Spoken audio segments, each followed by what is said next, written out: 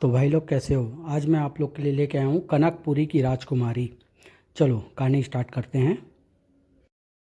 प्रिय नगरी का राजा प्रियदत्त बड़े ही मृदु स्वभाव का और कुशल शासक था। राज्य में सभी लोग उससे बेहद प्रसन्न थे। प्रियदत्त की इकलौती पुत्री का नाम कंचन बाला था। रूप में वह स्वर्ग से उतरी किसी अप्सरा से भी अधिक सुंदर थी। जैसे जैसे वह बड़ी होती गई, राजा को उसके विवाह की चिंता सताने लगी। एक दिन, सुनो रानी, राजकुमारी अब सयानी हो गई है, मुझे उसके विवाह की चिंता खाए जा रही है। तुम्हारे इस बारे में क्या राय है? मेरी राय में कोई सुंदर सा राजकुमार ही उसके लिए उपयुक्त रहेगा। लेकिन पहले हमें अपनी बेटी का राय भी तो जान लेना चाहिए कि वह कैसा पति चाहती है। अवश्य महाराज। शीघ्र ही राजकुमारी कंचन बाला को बुलवाया गया। तुम कैसा पति चाहती हो बेटा? मगर माँ, हाँ हाँ, शर्माओ नहीं। मगर पिताजी, मैं तो अभी विवाह करना ही नहीं चाहती। क्या? जी हाँ पिताजी, आप मेरे विवाह की चिंता करना छोड़ दें। यह मुमकिन नहीं बेटी, पुत्री हमेशा ही पराया धन होती है। हम कोई अच्छा सा वर देख कर तुम्हारा विवाह बड़ी धूमधाम से करेंगे। ठीक है, जैसा आप कहते हैं वैसा ही होगा, लेकिन मैं विवाह उसी युवक से करूंगी जिसने कनकपुरी देख रखी हो। तुम्हारे पिताजी ठीक कह रहे हैं। हमें तुम्हारी शर्त सहर्ष मंजूर है। जाओ, नगर में और दूर दूर के देशों में मुनादी करवा दो कि जिसने भी कनकपुरी देखी है वह महल में आकर हमसे राजकुमारी का हाथ मांग ले। जो आज्ञा महाराज। कनकपुरी?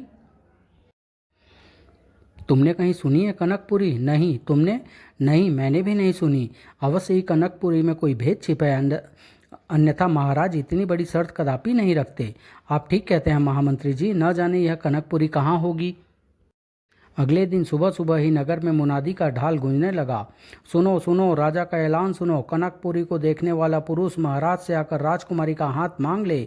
कनकपुरी? कनकपुरी का नाम तो मैं आज पहली बार सुन रहा हूँ। कहाँ होगी यह कनकपुरी?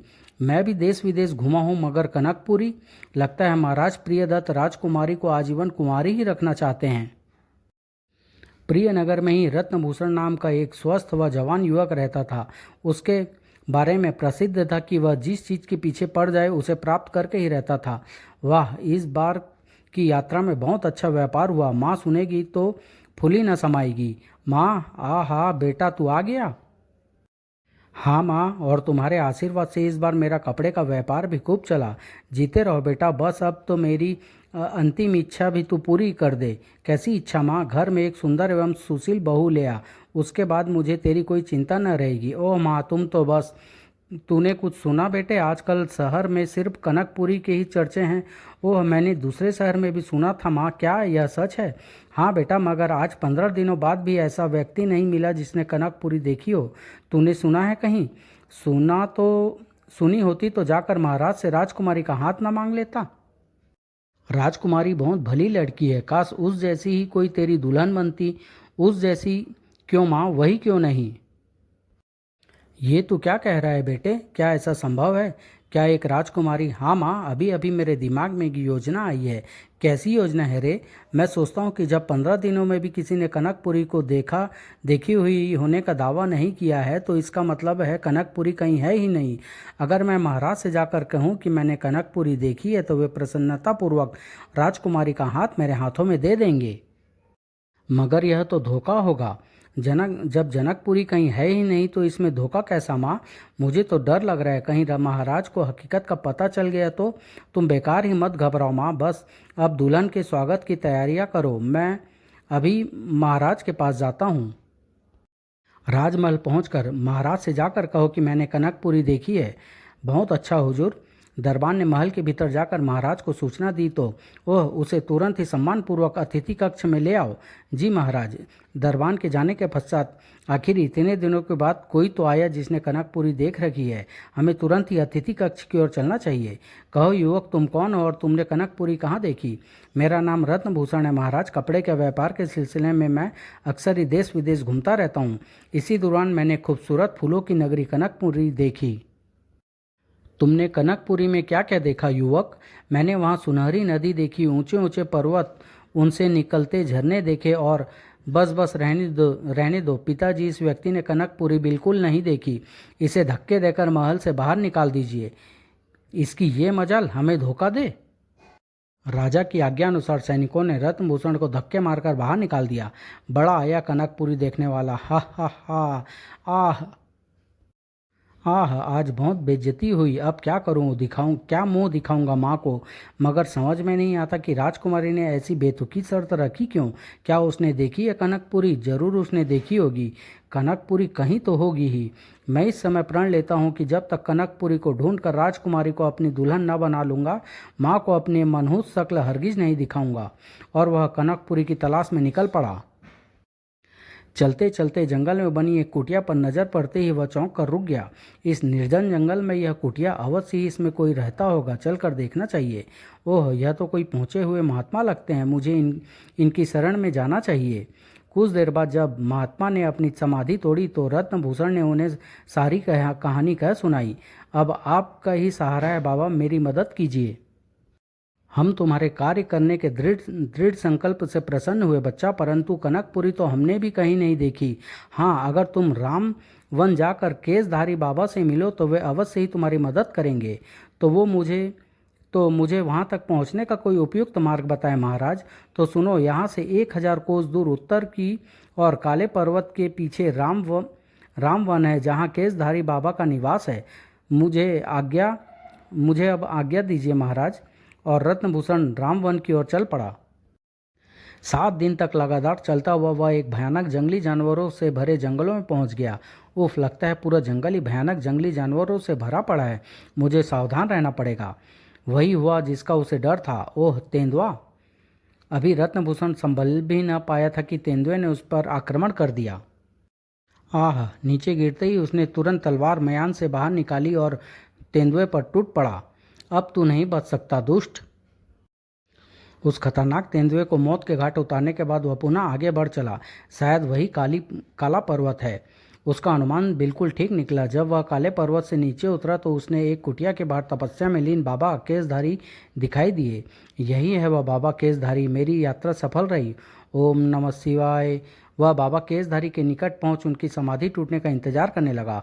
पूरे 2 दिन पश्चात जब उन्होंने आंखें खोली, मैं तेरी भक्ति भाव से प्रसन्न हुआ बच्चा। बोल, क्या इच्छा है तेरी? मुझे कनकपुरी पहुंचने का मार्ग बताने की कृपा करे बाबा। ओह कनकपुरी, देखो बेटा, ठीक ठाक पता तो तुम्हें मैं भी नहीं दे सकता, लेकिन अगर तुम मृदंग द्वीप के राजा से मिलो तो वह तुम्हें कनकपुरी के बारे में अवश्य ही बता देगा। यहाँ से 20 कोस दूर से कई व्यापारी के जहाज वहाँ जाते हैं। धन्यवाद बाबा, मुझे आशीर्वाद दो ताकि मैं कनकपुरी पहुँच सकूँ। मेरा आशीर्वाद सदैव तुम्हारे साथ रहेगा। केसधारी बाबा से मिलने के पश्चात जब वह बंदरगाह पहुंचा तो एक जहाज मृदंग द्वीप को प्रस्थान करने ही वाला था। रत्नभूषण ने घोड़े से वहीं विदा ली। सुनो मित्र, हमारा तुम्हारा साथ यहीं तक था, यहीं खत्म होता है। जिंदगी शेष रही तो फिर मिलना होगा। कुछ ही देर बाद जहाज वहां से रवाना हो गया। न जाने कभी पहुंचूंगा भी या नहीं। 3 दिन तो बड़े आराम से गुजर गए, मगर चौथे दिन एकाएक आकाश में बादल मंडराने लगे। ओह, कहीं तूफान तो नहीं आने वाला?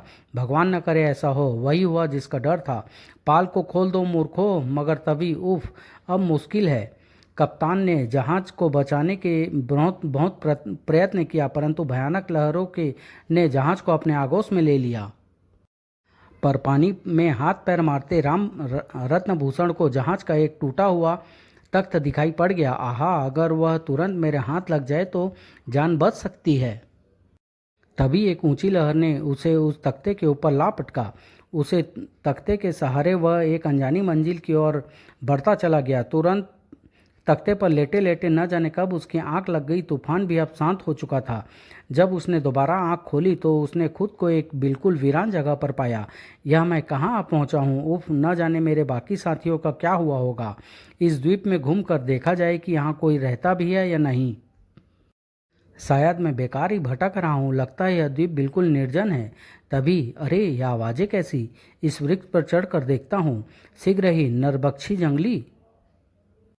वृक्ष से उतरकर वह वापस समुद्र की ओर भागा, मगर तब तक 2 जंगलियों ने उसे भागते हुए देखकर वार कर दिया। लेकिन वह बिल्कुल करीब आते हुए जंगलियों पर मौत बनकर टूट पड़ा। लो मरो, हाय आह, बाप रे, बाल बल बचा, लेकिन अब इनसे निपटना ही होगा। वह भागकर पुनः उसी तख्ते पर जा बैठा और खुद को लहरों के हवाले कर दिया। 2 दिन तक वह भूखा प्यासा इस समुद्र में भटकता रहा। कैसी विडंबना है, पानी में रहकर भी इतना प्यासा। तीसरे दिन अचानक, रोको रोको, अरे वह देखो, कोई मुसीबत का मारा लगता है। उसका जहाज डूब गया होगा और वह किसी प्रकार तख्ते की मदद से जीवित है। हमें उसकी मदद करनी चाहिए। और इसी के साथ जहाज का रुख मोड़ दिया गया। कुछ ही देर में जहाज उसके करीब पहुंच गया। इस रस्से को थाम कर ऊपर आ जाओ। उस रस्से की मदद से वह जहाज पर चढ़ गया। जहाज के कर्मचारियों के पूछने पर उसने अपनी आप बीती उन्हें कह सुनाई। अरे फिर तो तुम बिल्कुल ठीक जगह आ पहुँचे हो। हमारा जहाज भी मृदय द्वीप की ओर ही जा रहा है। क्या सच? हाँ, अब तुम बेफिक्र हो जाओ।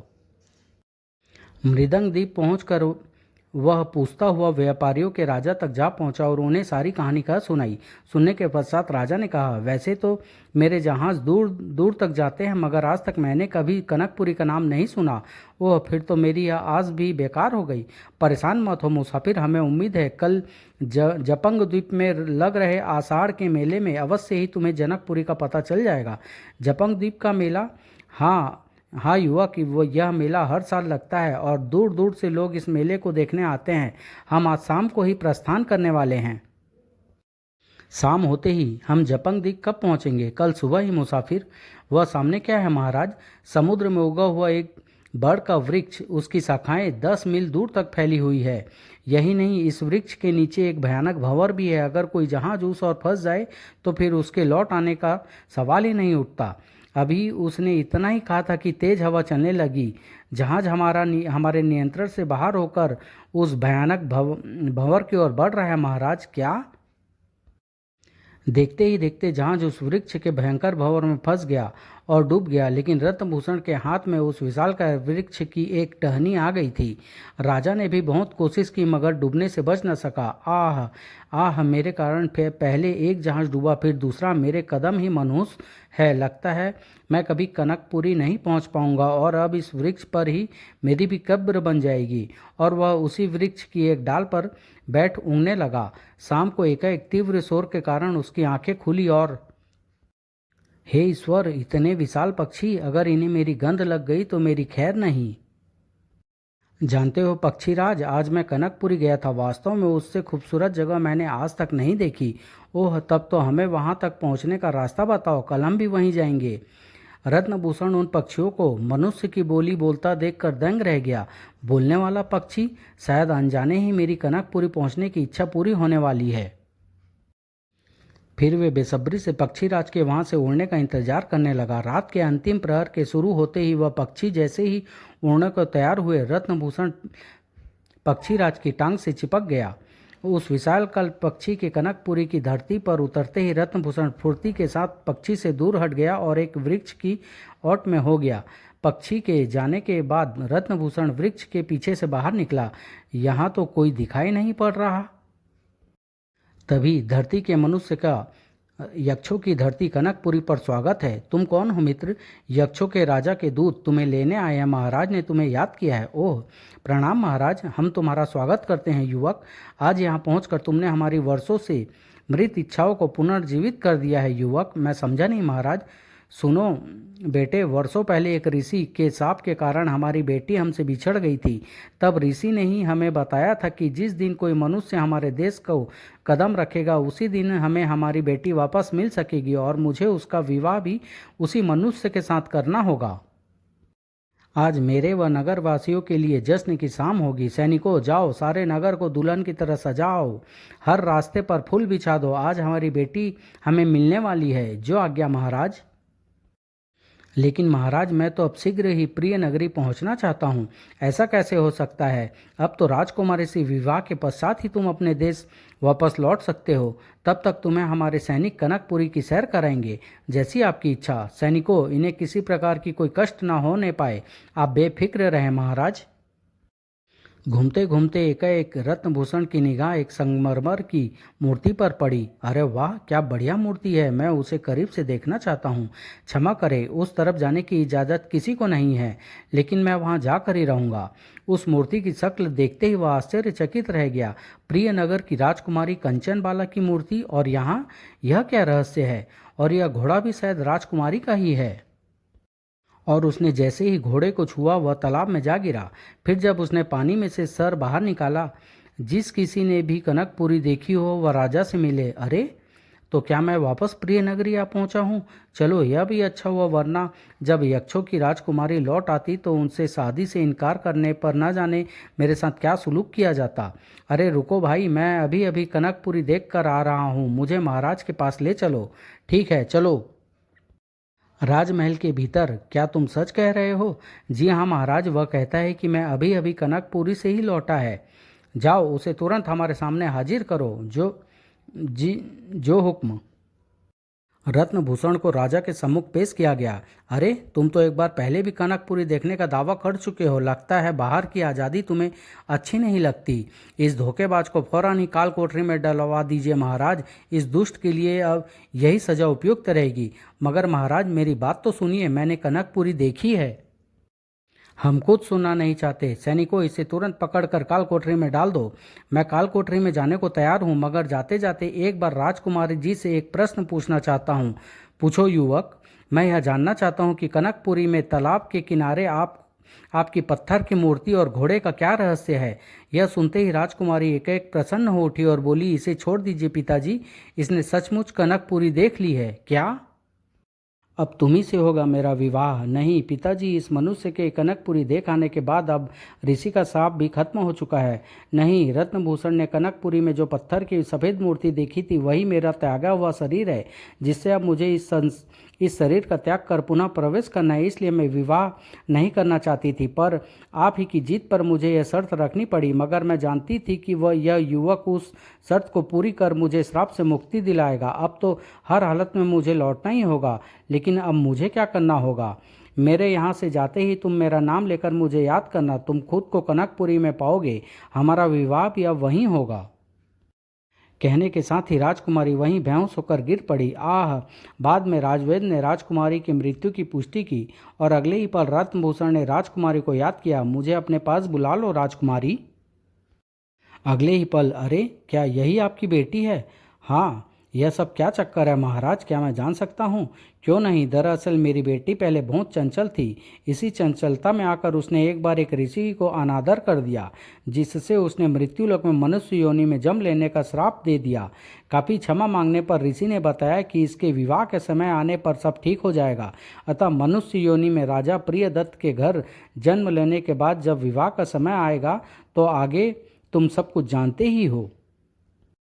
लेकिन क्या विवाह के पश्चात मुझे भी यहाँ रहना होगा?